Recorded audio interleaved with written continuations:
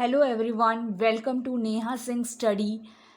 तो लास्ट के 2 क्लासेस में हमने कांग्रेस के moderate phase and extremist phase के बारे में पढ़ चुके हैं। तो इस क्लास में हम पढ़ेंगे गांधीयन फेज़ के बारे में, जिसमें हम गांधी जी के द्वारा डिफरेंट मूवमेंट्स, डिफरेंट आंदोलन या सत्याग्रह और के बारे में जानेंगे उस टाइम पीरियड पे जो वाइसरॉयज़ थे, कॉन्टेम्प्रेरी वाइसरॉयज़ के बारे में। तो चलिए सेशन शुरू करते हैं। वीडियो शुरू करने से पहले मैं आपसे कहना चाहूँगी कि अभी तक अगर आपने चैनल को सब्सक्राइब नहीं किया है तो प्लीज़ सब्सक्राइब बटन दबा के ऑल पे क्लिक कर लीजिए। इससे आपको सभी नोटिफिकेशंस टाइम पे मिलती रहेंगी और इससे हमें काफ़ी सपोर्ट मिलता है। तो ये क्लास मॉडर्न हिस्ट्री का लास्ट क्लास होगा, क्योंकि इसके बाद इंडिया इंडिपेंडेंट हो जाएगा। सो अगर आपको हमारी वीडियोस अच्छी लगें तो प्लीज़ इसको ज़्यादा से ज़्यादा मैक्सिमम शेयर कीजिएगा। तो जहाँ से हमने छोड़ा था वहीं से शुरू करते हैं। गांधीयन फेज़ से शुरू कर रहे हैं। तो गांधी जी 1917 के बाद एक्टिवली पार्टिसिपेट करने लगते हैं। उनका पॉलिटिकल करियर 1917 के बाद में शुरू हो जाता है। तो यहाँ से गांधीयन फेज़ शुरू होता है। तो एक टाइमलाइन हमने ड्रॉ कर रखी है, 1917, 18, 19। एक टाइमलाइन से हम एक सीक्वेंस में हम पढ़ते जाएंगे। 1917 में सबसे पहले गांधी जी ने चंपारण सत्याग्रह से स्टार्ट किया अपने पॉलिटिकल करियर को। तो चंपारण कहाँ पर है? चंपारण है इन बिहार, और वहाँ पर इन्होंने फर्स्ट सत्याग्रह किया था। कि गांधी जी द्वारा पहला सत्याग्रह कौन सा था? चंपारण सत्याग्रह। ये क्वेश्चन आ सकता है। ये इंडिगो फार्मर्स के लिए किया गया था, जो नील की खेती करते थे। तो इसके पीछे भी एक कहानी है।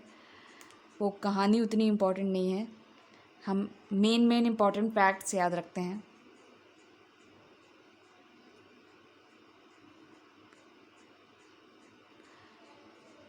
इंडिगो फार्मर्स की जो डिमांड थी उनको फुलफ़िल करने के लिए ये सत्याग्रह हुआ था। फिर 1918 में 2 सत्याग्रह किए थे गांधी जी ने। एक तो सबसे पहला अहमदाबाद सत्याग्रह, दूसरा खेड़ा सत्याग्रह। अहमदाबाद पता चल ही रहा है कि गुजरात में है। खेड़ा जो है यूपी में है। ठीक है। तो इसी ऑर्डर में, जैसे मैंने लिखा है, इसी ऑर्डर में तीनों सत्याग्रह हुए थे। पहले 1917 में चंपारण सत्याग्रह हुआ, फिर 1918 में अहमदाबाद सत्याग्रह, और फिर खेड़ा सत्याग्रह हुआ था जो कि यूपी में है। फिर 1919 में बात करें कि बहुत ही बड़ा एक्ट आता है, गवर्नमेंट ऑफ इंडिया एक्ट। इससे पहले हमने देखा था कि इंडियन काउंसिल एक्ट पहले आ चुकी थी। तो अब ये 1919 में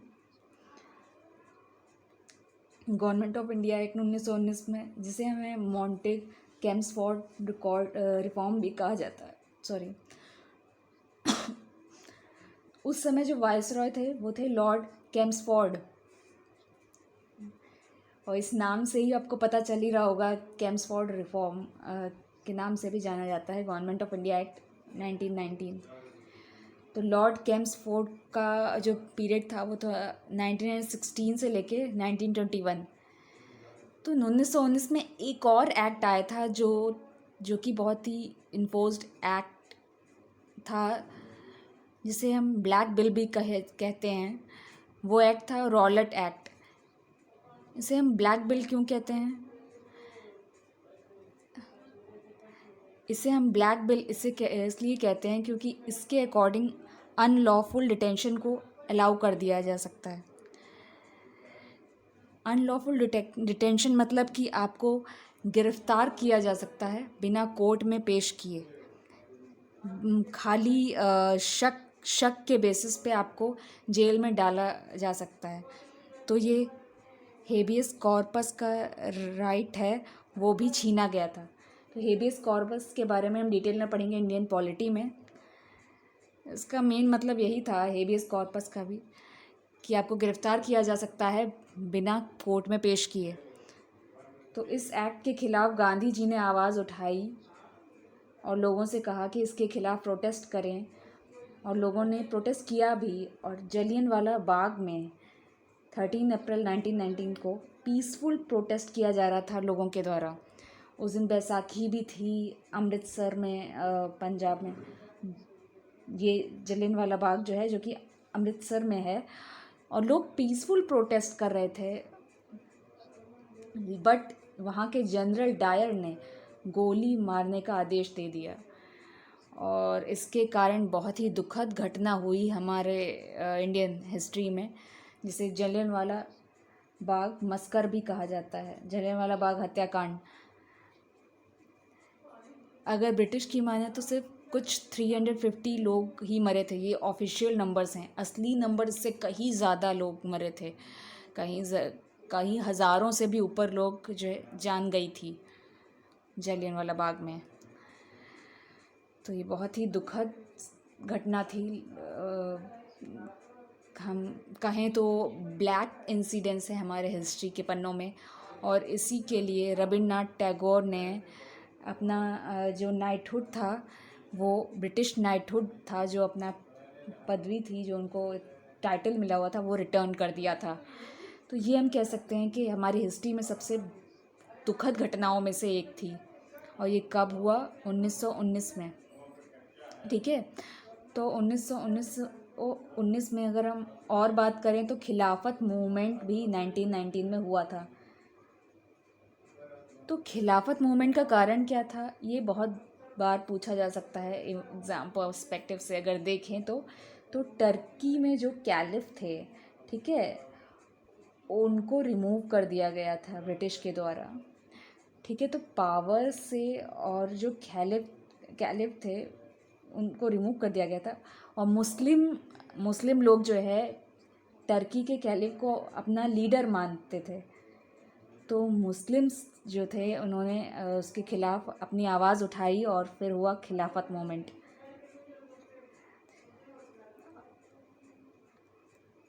तो 1920 में अब हम आते हैं। तो 1920 में जो हम सबसे बड़ा मूवमेंट, जो मास मूवमेंट गांधी जी द्वारा स्टार्ट हुआ था, वो था non cooperation movement. Governor general उस टाइम लॉर्ड कैम्सफोर्ड ही थे। जैसा कि मैंने बताया कि 1916 से 1921 तक कैम्सफोर्ड ही थे। अब टाइम पीरियड में अगर हम आगे बढ़ें तो 1922 में स्वराज पार्टी फॉर्म की थी CR दास और मोतीलाल नेहरू ने मिलकर।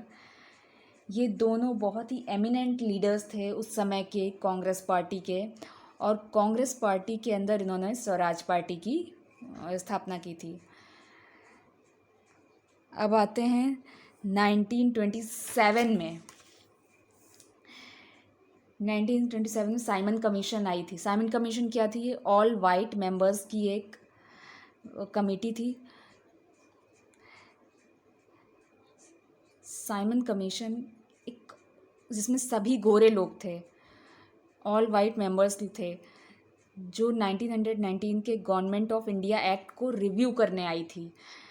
तो इंडियंस के जो लीडर्स थे वो काफ़ी गुस्से थे, काफ़ी डिसअपॉइंटेड थे इस कमीशन से, क्योंकि एक भी इंडियन को इसमें इंक्लूड नहीं किया गया था। और तो उन्होंने साइमन गो बैक का नारा लगाया और इसको अपोज़ किया, साइमन कमीशन को। तो इसके कारण जो है, तो मोतीलाल नेहरू ने नेहरू रिपोर्ट 1928 में दी थी। इसके कारण नेहरू रिपोर्ट में क्या था कि ये एक तरह से उनका रिव्यू था गवर्नमेंट ऑफ इंडिया एक्ट के तरफ। साइमन कमीशन का काफ़ी विरोध तो हुआ, और इसमें लाला लाजपत राय की जान भी चली गई थी उसके विरोध में, लाठीचार्ज में, जिसका बदला फिर भगत सिंह ने सैंडर्स की हत्या करके ली थी। ठीक है, अब आगे आते हैं 1929 के कांग्रेस के लाहौर सेशन के बारे में। तो ये सेशन बहुत ही इम्पोर्टेंट है। इसमें दो चीज़ें हुई, एक तो पूर्ण स्वराज जो है अल्टीमेट गोल जो है कांग्रेस का माना गया। अभी तक सिर्फ स्वराज था, लेकिन अब पूर्ण स्वराज यानी कंप्लीट इंडिपेंडेंस गोल रखा गया। और 26 जनवरी 1930 को फर्स्ट इंडिपेंडेंस डे भी मनाया गया था बाय कांग्रेस, ये 1930 में। तो ये था इम्पोर्टेंस लाहौर सेशन का। और इसी कारण 26 जनवरी को रिपब्लिक डे के रूप में भी एक्सेप्ट किया गया था।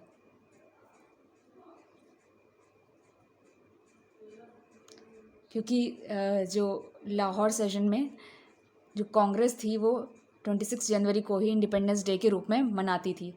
फिर चलिए टाइम लाइन में आगे चलते हैं और आगे आते हैं सिविल डिसोबीडियंस मूवमेंट में। तो गांधी जी के 3 बड़े मूवमेंट थे, उसमें से नॉन कॉपरेशन मूवमेंट है एक हमने पहला पढ़ा था। फिर हमने पढ़ा सिविल डिसोबीडियंस मूवमेंट, हम पढ़ने जा रहे हैं। तो स्टार्ट होता है डांडी मार्च से। तो डांडी मार्च एक पैदल मार्च किया था गांधी जी और उनके सपोर्टर्स ने साबरमती आश्रम से लेकर दांडी तक, जो कि दोनों गुजरात में हैं। ठीक है, तो ये जो मार्च है वो उसको साल्ट सत्याग्रह भी कहा जाता है। इसको साल्ट सत्याग्रह क्यों कहा जाता है? क्योंकि इस मार्च का जो पर्पस था कि यहाँ के जो लोकल लोगों को भी साल्ट बनाने का अधिकार मिले। ठीक है, तो इसलिए साल्ट सत्याग्रह इसे कहा जाता है। फिर 1930 में एक फर्स्ट राउंड टेबल कॉन्फ्रेंस होता है सिविल डिसोबीडियंस के होने के कारण, और इस कॉन्फ्रेंस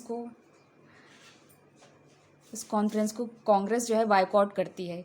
बट मुस्लिम लीग इसको अटेंड करती है, इस कॉन्फ्रेंस को जाके, फर्स्ट राउंड टेबल कॉन्फ्रेंस को।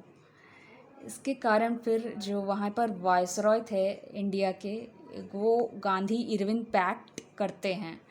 तो इरविन उस समय जो है इंडिया के वायसरॉय थे। तो हम कह सकते हैं कि 1937 में साइमन कमीशन के आने से लेकर 1931 तक इरविन थे इंडिया के वायसरॉय। तो उन्होंने गांधी जी के साथ मिलकर गांधी इरविन पैक्ट करते हैं, और इसमें दोनों को कुछ ना कुछ फ़ायदा मिलता है। इंडियंस को क्या फ़ायदा मिलता है? लोकल लोगों को साल्ट राइट मिलता है, जिसके लिए साल्ट सत्याग्रह किया जा रहा था वो सक्सेसफुल होता है, और यहाँ के लोकल लोगों को साल्ट बनाने का राइट मिलता है। इसके अलावा जो सिविल डिसोबीडियंस में मूवमेंट में जो नॉन वायलेंट प्रिजनर्स थे उनको छोड़ने का इसमें जो है उन्होंने पैक्ट था, प्रॉमिस करते हैं इरविन। इसके अलावा ब्रिटिशर्स को क्या फ़ायदा मिलता है? तो सिविल डिसोबीडियंस मूवमेंट को सस्पेंड करने का गांधी जी प्रॉमिस करते हैं, और साथ ही साथ Gandhi ji will attend second round table conference को भी अटेंड करेंगे, ये भी गांधी जी जो है इसमें प्रॉमिस करते हैं। तो इस पैक्ट के अनुसार जब 1931 में सेकेंड राउंड टेबल कॉन्फ्रेंस होता है तो गांधी जी और सरोजिनी नायडू मिलकर अटेंड करने जाते हैं।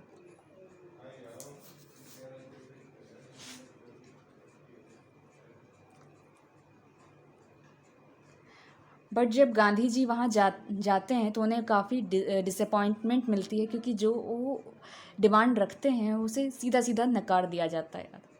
वो सरोजिनी नायडू के साथ गए थे Gandhi ji second round table conference में। फिर अगर हम 1931 के बाद आगे बढ़ें 1932 में, फिर जो नए वायसराय जो आते हैं 1931 से 1936 तक, वो हैं लॉर्ड वेलिंगटन। लॉर्ड वेलिंगटन की अगर हम बात करें तो उनके समय में क्या क्या हुआ था। सबसे पहले तो 1932 में मैकडोनाल्ड, जिन्हें कम्युनल अवार्ड्स भी कहा जाता है, वो हुआ था सबसे पहले। तो ये क्या था ये बताते हैं कि उस समय सेपरेट इलेक्टोरेट फॉर माइनॉरिटीज़ का प्रपोजल दिया था। तो सेपरेट इलेक्टोरेट के खिलाफ हमेशा गांधी जी हमेशा ही खिलाफ थे। तो गांधी जी रिएक्टेड स्ट्रांगली, तो इसके खिलाफ उन्होंने बहुत स्ट्रांग रिएक्ट किया और फास्ट अंटिल डेथ चले गए। कि ऐसा नहीं होना चाहिए, क्योंकि वो मानते थे कि जो माइनॉरिटीज़ हैं वो भी इंडिया के इंटीग्रल पार्ट हैं। तो अगर उनके लिए अगर हम सेपरेट इलेक्टोरेट जैसे हम कहते हैं तो वो सेपरेट किया जाता है अगर उन्हें, तो वो ठीक नहीं है। तो इसलिए Gandhi ji fast until death चले गए थे। तो ठीक है, तो इसके बाद पूना पैक्ट होता है। गांधी जी ने जो फास्ट अंटिल डेथ उन्होंने किया था, उसकी वजह से उसको तोड़ने के लिए एक तरह से पूना पैक्ट होता है 1932 में। और ये पूना पैक्ट होता है पंडित मदन मोहन मालवीय और बी आर अम्बेडकर के बीच में। तो बी आर अम्बेडकर यहाँ पे माइनॉरिटी सेक्टर को रिप्रेजेंट कर रहे थे और मदन मोहन मालवीय गांधी जी की तरफ से थे। तो दोनों की नहीं मानी जाती है और बीच का रास्ता अपनाया जाता है कि ना ही सेपरेट इलेक्टोरेट्स ना ही वो। और रिजर्वेशन पे बात आती है कि माइनॉरिटीज़ को रिजर्वेशन मिलेगा।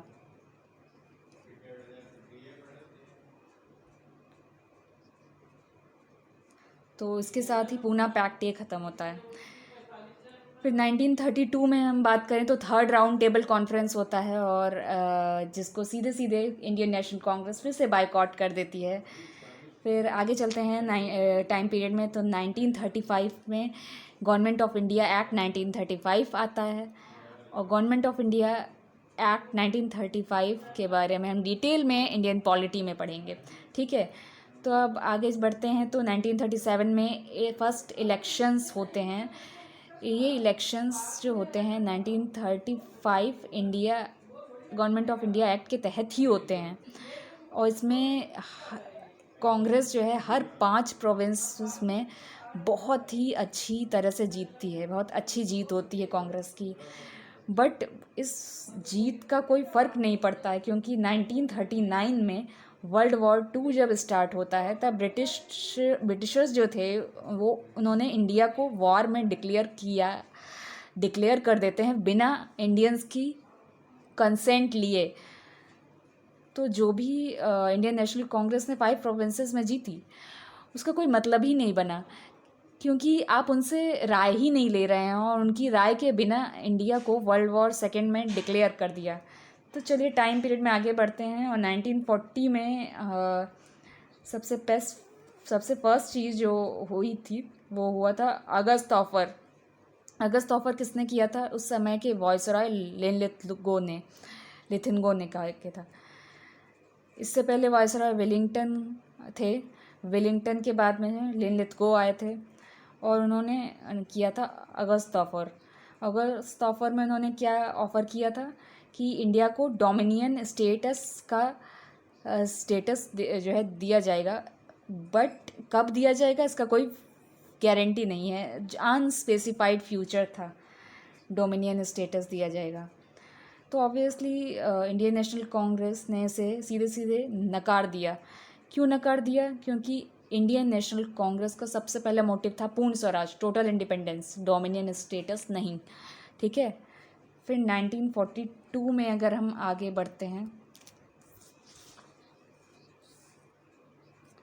1942 में क्रिप्स मिशन आता है और क्रिप्स मिशन जो है स्टैफर्ड क्रिप्स के अंडर था। Britain has to realise self government in India as soon as possible. Cripps mission में कि इमीडिएट इंडिया में पॉसिबल होना चाहिए ये कि क्रिप्स मिशन लिनलिथगो के टाइम पर ही आया था। ब्रिटिश गवर्नमेंट ने एक बार फिर से इंडियन नेशनल कांग्रेस के प्रपोज़ल को इमीडिएट सेल्फ गवर्नमेंट देने से उन्हें रिफ्यूज़ कर दिया, क्योंकि इंडियंस चाहते थे कि सेल्फ गवर्नमेंट, उनका गवर्नेंस चले। और क्रिप्स मिशन में फेल हो गया क्रिप्स मिशन भी यहाँ पे, क्योंकि ब्रिटिशर्स ने उसे रिफ्यूज़ कर दिया इंडियन नेशनल मूवमेंट INC के प्रपोज़ल को। फिर 1942 में गांधी जी का थर्ड सबसे बड़ा मूवमेंट था। सिविल डिसोबीडियंस और नॉन कोऑपरेशन मूवमेंट के बाद क्विट इंडिया मूवमेंट।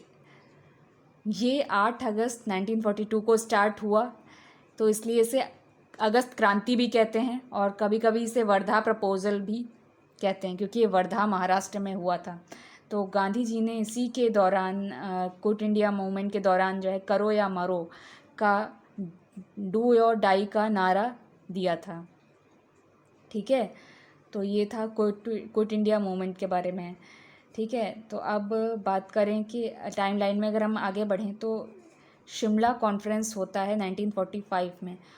उस समय वेवल लॉर्ड वेवल थे वाइसरॉय। 1942 तक जो वाइसरॉय थे वो थे लॉर्ड लिनलिथगो थे, पर उसके बाद में 1945 से 1946 तक लॉर्ड वेवल थे। इसके बाद जो भी इवेंट्स हुए थे वो लॉर्ड वेवल के अंडर में हुए थे। तो शिमला कॉन्फ्रेंस हुई थी, वो लॉर्ड वेवल के टाइम पर हुई थी।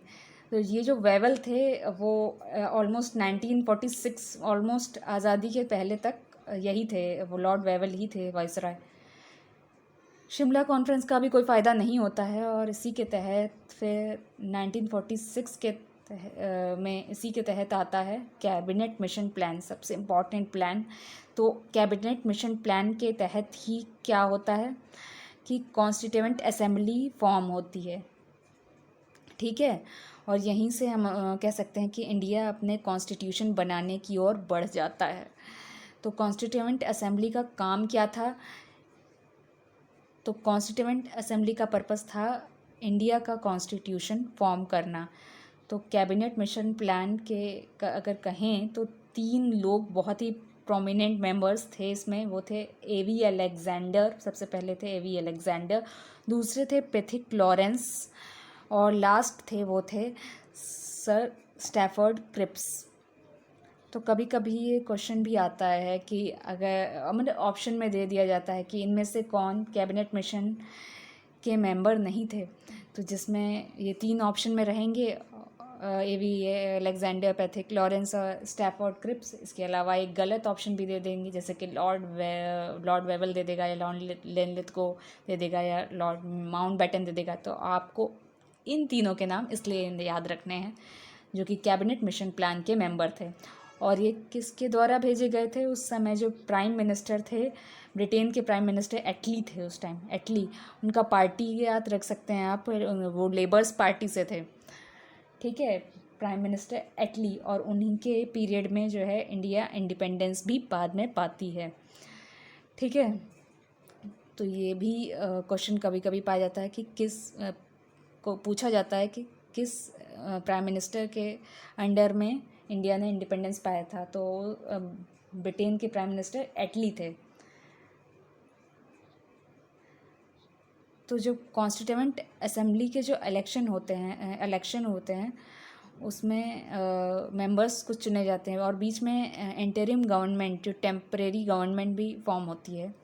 और 1947 में आखिरकार माउंटबेटन प्लान के तहत पार्टीशन ऑफ इंडिया होती है और इंडिपेंडेंस ऑफ इंडिया भी इसी के तहत हो जाती है।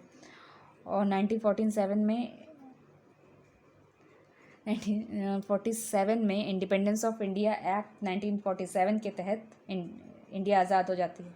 1946 तक लॉर्ड वेवल थे वाइसराय, बट माउंटबेटन जो है 1947 में क्यों आए थे? बहुत छोटे टाइम पीरियड के लिए आए थे। ये जो प्रोसेस था जो इंडिपेंडेंस का, उसको स्पीड अप करने के लिए, फास्ट फॉरवर्ड करने के लिए, ताकि जल्दी से इंडिया को इंडिपेंडेंस मिल सके। ठीक है, तो लॉर्ड माउंटबेटन एक तरह से कह सकते हैं लास्ट वाइसरॉय थे और first governor general of independent India भी थे। तो first governor general of India वो क्यों बने 1947 में, जबकि देश आज़ाद हो गया था, बट उसके पास अपना कॉन्स्टिट्यूशन नहीं था। तो अभी भी हम एक तरह से ब्रिटिश के कॉन्स्टिट्यूशन से ही चल रहा था। तो गवर्नर जनरल का पोस्ट उस समय था।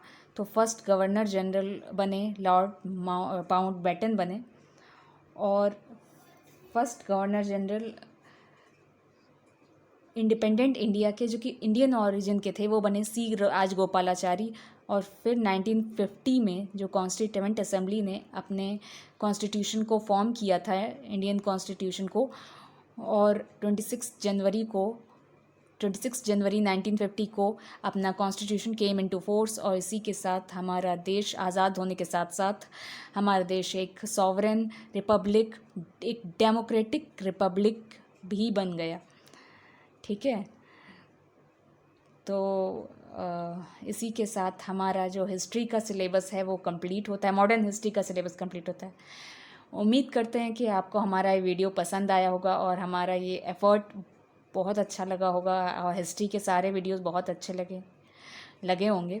अगर आपको हिस्ट्री के वीडियोस अच्छे लगे हैं हमारे सीरीज़ मॉडर्न हिस्ट्री के, तो आप हमें प्लीज़ सपोर्ट ज़रूर कीजिएगा, हमें चैनल को सब्सक्राइब कीजिएगा, लाइक कीजिएगा और कमेंट ज़रूर कीजिए।